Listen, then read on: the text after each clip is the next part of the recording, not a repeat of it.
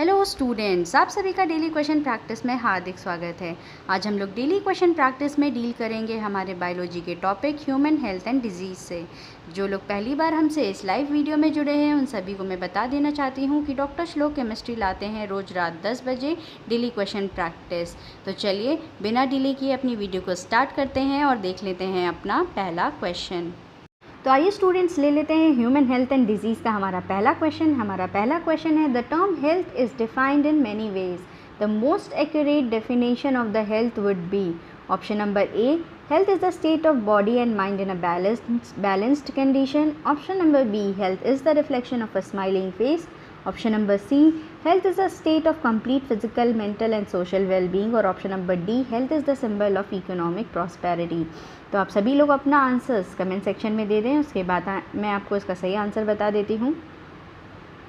तो उम्मीद है आप सबने आंसर्स दे दिया होगा। ये है हमारे बचपन की डेफिनेशन हेल्थ की। Option number C, health is a state of complete physical, mental and social wellbeing. तो चलते हैं अपने अगले क्वेश्चन की ओर। हमारा अगला क्वेश्चन है question number 2, the organisms which cause disease in plants and animals are called. Option number ए है पैथोजेंस, बी है वेक्टर्स, सी है इंसेक्ट्स और डी है वॉर्म्स। तो आप सभी लोग अपना आंसर्स दे दीजिए। उम्मीद है आप सबने अपने आंसर्स दे दिए होंगे। तो चलिए देख लेते हैं इसका करेक्ट ऑप्शन क्या है। इसका करेक्ट ऑप्शन है ऑप्शन नंबर ए, पैथोजेंस।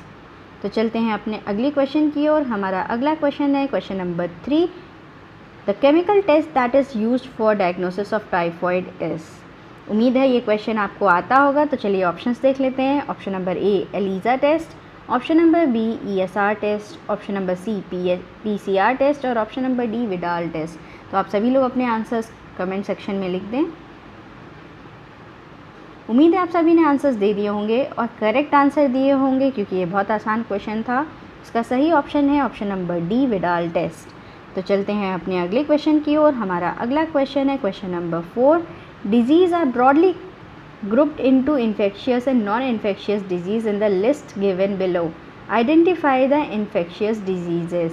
जो लिस्ट दी हुई है उनमें से आपको इन्फेक्शियस डिजीज़ कौन कौन से हैं वो सिलेक्ट करना है। Option number 1 cancer, option number 2 influenza, option number 3 allergy और ऑप्शन नंबर 4 स्मॉल पॉक्स।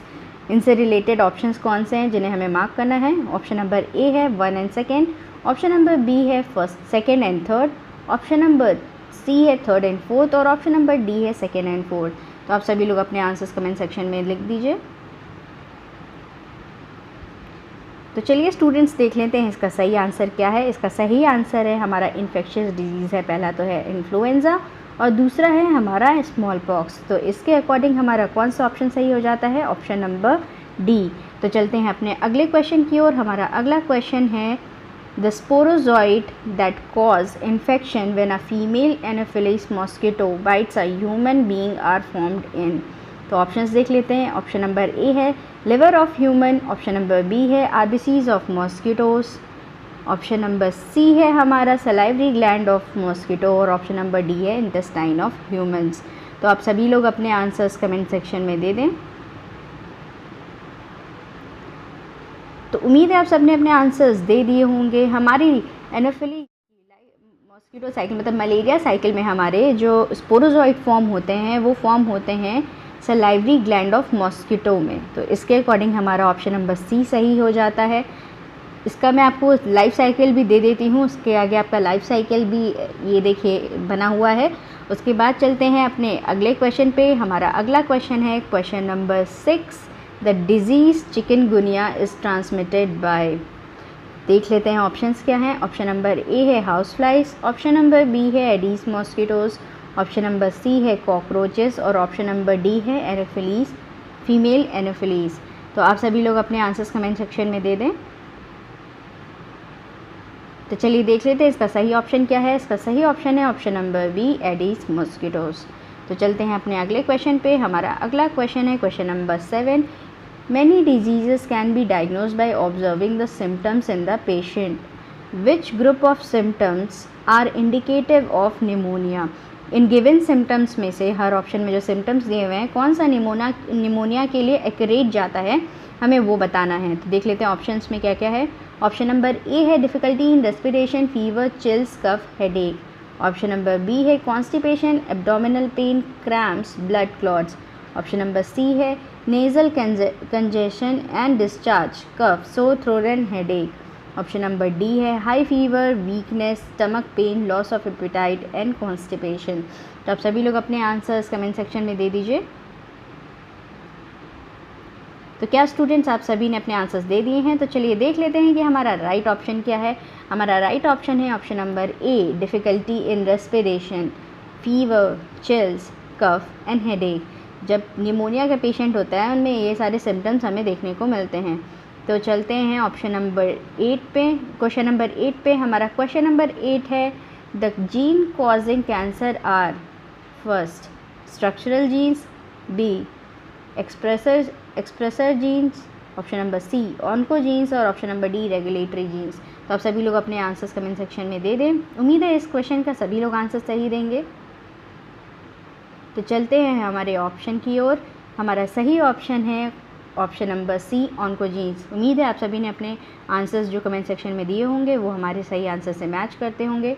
तो चलते हैं अपने अगले क्वेश्चन की ओर। हमारा अगला क्वेश्चन है in malignant tumour the cells proliferate, grow rapidly and move to other parts of the body to form new tumors. This stage of disease is called। तो ऑप्शंस देख लेते हैं। ऑप्शन ए है metagenesis, option number b है metastasis, option number c है टेराटोजेनेसिस, option number d है mitosis. तो सभी लोग अपने आंसर्स दे दीजिए। देखें ये आंसर किसका सही होता है। आइए चलिए देख लेते हैं इसका सही ऑप्शन क्या है। इसका सही ऑप्शन है ऑप्शन नंबर बी मेटास्टैसिस। तो चलते हैं अपने अगले क्वेश्चन की ओर। हमारा अगला क्वेश्चन है question number 10। When an apparently healthy person is diagnosed as unhealthy by a psychiatrist, the reason could be. Options देख लेते हैं।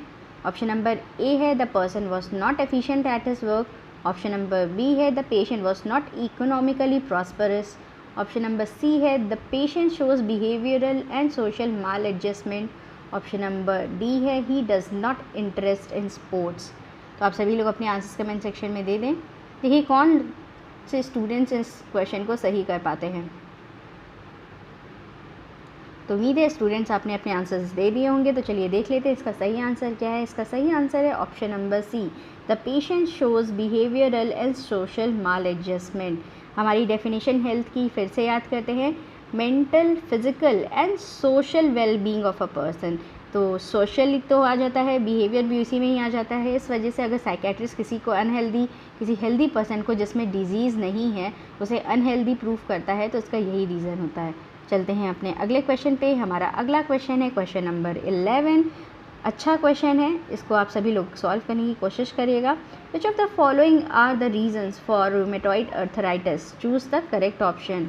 Option number first, lymphocytes become more active, option number 2, body attacks self cells, option number 3, more antibodies are produced in the body, और option number 4, the ability to differentiate pathogens or foreign molecules from self cell is lost। तो in given options में से आपको एक option select करना है। Option number ए है first and second, B है सेकेंड एंड फोर्थ, सी है थर्ड एंड फोर्थ और डी है फर्स्ट एंड थर्ड। तो आप सभी लोग दोबारा से ऑप्शंस देख लीजिए। Lymphocytes become more active, body attacks self cells, more antibodies are produced in the body, the ability to differentiate pathogens or foreign molecules from self cell is lost। तो आप सभी लोग अपने आंसर्स दे दीजिए। तो चलिए देख लेते हैं इसका सही आंसर क्या होगा। इसका सही आंसर होगा option number 2, body attacks self cell, और option number 4, the ability to differentiate pathogens और foreign molecules from the self cell is lost. तो कौन सा हमारा ऑप्शन सही है इसके according? Option number b, second and fourth. तो चलते हैं अपने अगले क्वेश्चन की ओर। हमारा अगला क्वेश्चन है question number 12। AIDS is caused by HIV, among the following which one is not a mode of transmission of HIV। आपको इन गिवन मोड्स में से एक मोड सेलेक्ट करना है जो कि HIV के साथ नहीं जाता। Option number a, transfusion of contaminated blood, option number b, sharing the infected needles, option number C, shaking hands with infected persons, और option number d, sexual contact with infected persons. तो आप सभी लोग अपने आंसर्स कमेंट सेक्शन में दे दीजिए। So let's see students, इसका करेक्ट ऑप्शन क्या है। इसका करेक्ट ऑप्शन है option number C, shaking hands with infected person. हमारा HIV हम किस तरीके से फैल सकता है, या तो सेक्सुअल कॉन्टैक्ट से फैल सकता है, या दूसरे पर्सन में HIV ब्लड कंटामिनेट हो जाए तब हो सकता है। अगर आप HIV पर्सन की नीडल शेयर करते हैं तब हो सकता है, पर हाथ शेक करने से कभी भी HIV नहीं होता। तो चलिए स्टूडेंट्स, चलते हैं अपने क्वेश्चन नंबर 13 की और उम्मीद है आपको क्वेश्चन नंबर 12 समझ में आया होगा। तो हमारा क्वेश्चन नंबर 13 है, smack is a drug obtain from the, ये गिवन ऑप्शन है और आपको बताना है कि स्मैक हमारा किस चीज़ से ऑब्टेन होता है। ऑप्शन नंबर ए है latex of Papaver somniferum, option number b है leaves of Cannabis sativa, option number c है फ्लावर ऑफ धतूरा और ऑप्शन नंबर डी है फ्रूट्स ऑफ इराइथ्रोक्सिल कोका। तो आप सभी लोग अपने आंसर्स दे दीजिए, उसके बाद इसका सही ऑप्शन मैं आपको बता देती हूँ। तो क्या सभी स्टूडेंट्स ने अपने आंसर्स दे दिए हैं? तो चलिए देख लेते हैं कि इसका सही ऑप्शन क्या है। इसका सही ऑप्शन है option number a, latex of Papaver somniferum. Smack जो है हमारा, हीरोइन को स्मैक भी कहते हैं और हीरोइन हमारा लैटेक्स ऑफ पैपेवर सोमनीफेरम से ऑब्टेन्ड होता है। तो चलते हैं, चलिए आइए क्वेश्चन नंबर 14 देख लेते हैं। हमारा क्वेश्चन नंबर 14 है, the substance produced by a cell in viral infection that can protect other cells from further infection is. Option number A serotonin, option number B colostrum, option number C interferon और option number D histamine. तो आप सभी लोग समय ले लीजिए और इसका सही ऑप्शन कमेंट सेक्शन में दे दीजिए। तो चलिए स्टूडेंट्स देख लेते हैं कि कौन सा सही ऑप्शन है। उम्मीद है आप सबने अपने आंसर्स दे दिए होंगे। इसका सही ऑप्शन है option number C, interferon. Interferon जो है हमारा वायरल इन्फेक्शियस सेल से प्रोड्यूस होता है और ये प्रिवेंट करता है हमारे नॉन इन्फेक्शियस सेल्स को इन्फेक्शियस होने से। तो चलते हैं स्टूडेंट्स, चलते हैं अपने क्वेश्चन नंबर 15 की ओर। हमारा क्वेश्चन नंबर 15 है, ट्रांसप्लांटेशन ऑफ टिश्यू और organ to save certain patients often fail due to rejection of such tissue or organ by the patient. Which type of immune response is responsible for such rejection? Option number A, autoimmune response, option number B, humoral immune response, option number C, physiological immune response और option number D, cell mediated immune response। तो आप सभी लोग अपने answers comment section में दे दीजिए। तो आइए चलिए देख लेते हैं इसका सही ऑप्शन क्या है। इसका सही ऑप्शन है option number C, cell mediated immune response. अगर हमारे बॉडी में किसी भी तरीके का दूसरा ऑर्गन या टिश्यू ट्रांसप्लांट होता है तो उसको रिजेक्ट करने का काम हमारे T cell mediated immune system या फिर सेल मीडिएटेड इम्यून सिस्टम का होता है। तो चलते हैं अपने अगले क्वेश्चन पे। हमारा अगला क्वेश्चन है question number 16, antibodies present in colostrum which protect the newborn from certain disease is of. Option number a, IgG type, option number B, IgA type, option number c, IgD type और option number d, IgE type. तो आप सभी लोग अपने answers comment section में दे दीजिए। अच्छा क्वेश्चन है, आप सभी लोग इसको सही करने की कोशिश करिएगा। तो आइए चलिए देख लेते हैं कि हमारा सही आंसर क्या है। हमारा सही आंसर है option number B, IgA type. हमारा ये IgA हमें अपनी मदर से मिलता है as a passive immunity in baby. तो चलते हैं अपने अगले क्वेश्चन पे। अगला क्वेश्चन है question number 17, tobacco consumption is known to stimulate secretion of adrenaline and non-adrenaline. The component causing this could be option number A, nicotine, option number B, tannic acid, option number C, curamine और option number D, catechin। तो आप सभी लोग अपने answers comment section में दे दीजिए। चलते हैं अपने आंसर की ओर। हमारा सही ऑप्शन है ऑप्शन नंबर ए, निकोटीन। उम्मीद है आप सब ने अपने आंसर्स दे दिए होंगे। निकोटीन ही हमारी बॉडी में सिक्रीशन ऑफ एड्रेनालिन और नॉन एड्रेनालिन करता है अगर हम टबैको कंज्यूम करते हैं तो। चलते हैं अपने अगले क्वेश्चन की ओर। हमारा अगला क्वेश्चन है question number 18, antivenom against snake poison contains. Option number A, antigens, option number B, antigen antibody complex, option number C, antibodies और ऑप्शन नंबर डी, एंजाइम्स। तो आप सभी लोग अपने आंसर्स कमेंट सेक्शन में दे दीजिए। ये भी क्वेश्चन अच्छा है, आप सभी लोग इसको सॉल्व करने की कोशिश करिएगा।